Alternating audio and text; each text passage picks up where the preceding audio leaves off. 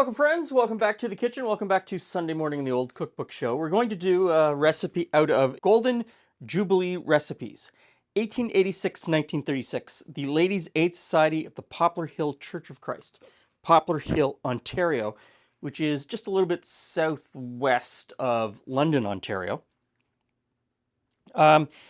The church was established in 1820, but the Ladies' Aid Society didn't start till 1886. So this is their 50-year anniversary, and they've put together this community church cookbook filled with a lot of recipes, leaning heavily towards baking and sweets, filled with a lot of advertising of local businesses. Unlike a lot of church or community-based cookbooks, none of the recipes are accredited to any one person. Usually, for this type of recipe book, you would give your recipe to the committee, and they would put it in the book and put your name on it, letting everybody know that you had submitted this recipe. Apparently, the committee, this Ladies' Aid committee, didn't do that. Didn't want to do that. Wasn't into that. Wasn't going to do it. Who knows? So we'll never know who submitted the escalloped Hamburg recipe that we're going to make today. Now, a whole bunch of things about this recipe. In this time period, 1936 and earlier, pre-World War II and earlier, there was a craze for escalloped something, escalloped anything.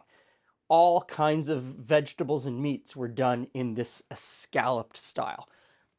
2024, probably the only one that most of us are familiar with is scalloped potatoes. We've lost the S or the E at the beginning, so there's no escalloped anymore. It's just scalloped potatoes. But this was all the rage, this whole idea of layering stuff. And then, in certain geographical areas of North America, scalloped is lost completely, and it's just called a layered dish or a hot dish. But whatever you call it, they all come from the same place. Next up is this, Hamburg. So I'm going to start making this. We need to start out by layering everything. So dirty hand, clean hand. One of the most difficult things for a lot of people to understand, and I see this over and over again in the comment section, is this idea that English is a living, breathing language. English is not static. As much as you might think in your lifetime English is static, it's constantly moving. And so it's words are constantly changing meanings or gathering new meanings, or meanings are lost in some cases. And this change in meaning is also driven geographically.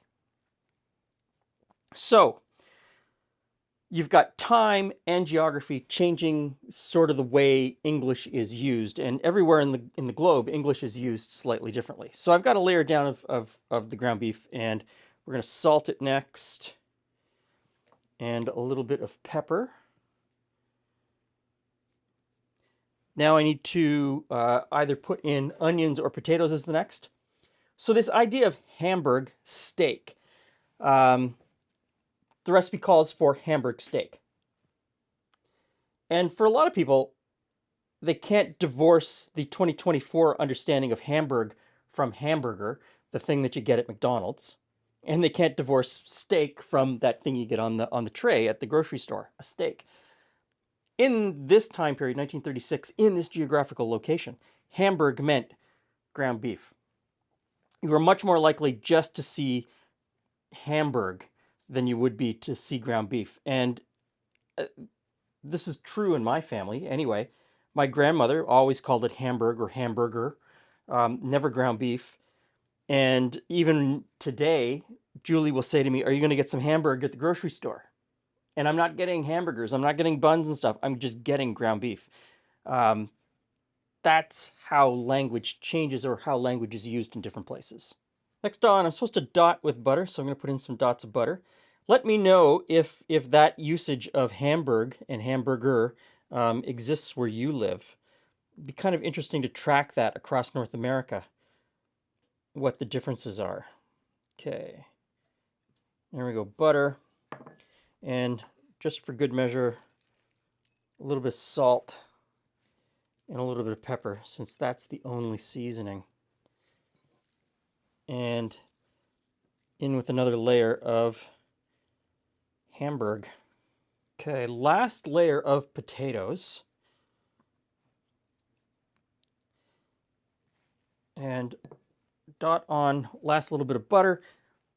One of the other interesting things is that you also find in the 1930s this idea of the one-pan dinner, the sheet pan dinner, the casserole dinner, the really easy to get on the table, doesn't take a lot of ingredients, and not a lot of spicing. You know, I'm from Southern Ontario, and I grew up in families with not a lot of spicing. Well, one of my families, not a lot of spicing. The other one had a little bit more spicing. Not a lot of spicing. And a lot of people will say, oh, it's because in this time period, people didn't have access to spices. And I'm going to tell you that's not true. People had access probably to a wider range of spices than you do today if you shop at a mainline grocery store. Now I'm supposed to put in milk to moisten.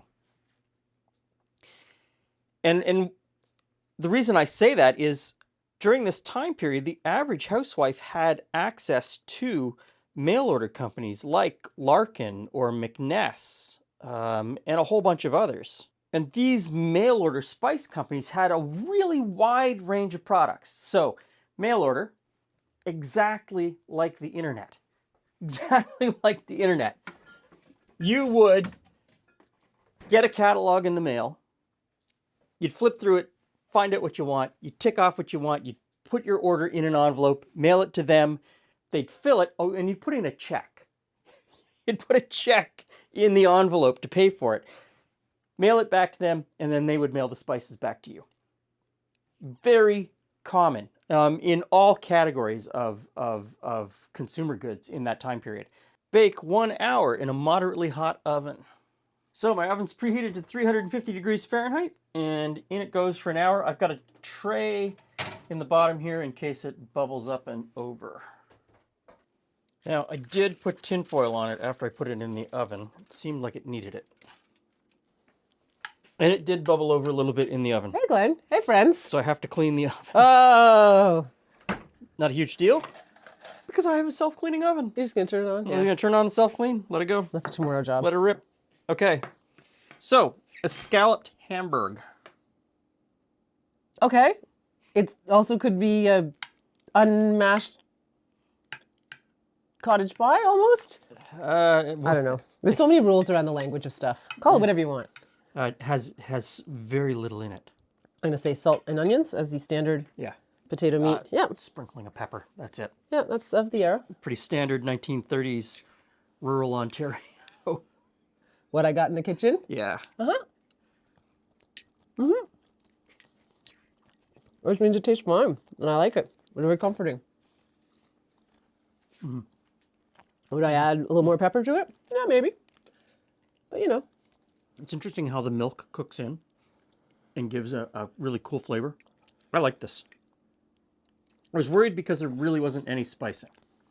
And I always think to myself, there should be more spicing. And then when I taste it, I think, no, it tastes like my childhood. And I'm really happy with that. I mean, you put some peas on the side and maybe some broccoli or something on the side, another vegetable. And Yeah. There's something very comforting about just the flavor of vegetables. With just a little onion or a little salt or a little pepper to enhance it. You know, could you throw in... Put in some horseradish. You could grate some horseradish in there. That would be really good. And that would be of the place and the time. Horseradish would be part of that. Yeah. I'd approve of that. Yeah. Okay, so through a lens of 2024 hyper over-the-top spicing, no. Comforting, yes. Easy to put on the table, yes. Inexpensive to put on the table, yes. All of those things. It's got a lot working for it. Many ways to make it? Yeah. Yes. Yeah. So, Definitely. there you go. Thanks for stopping by. See you again soon.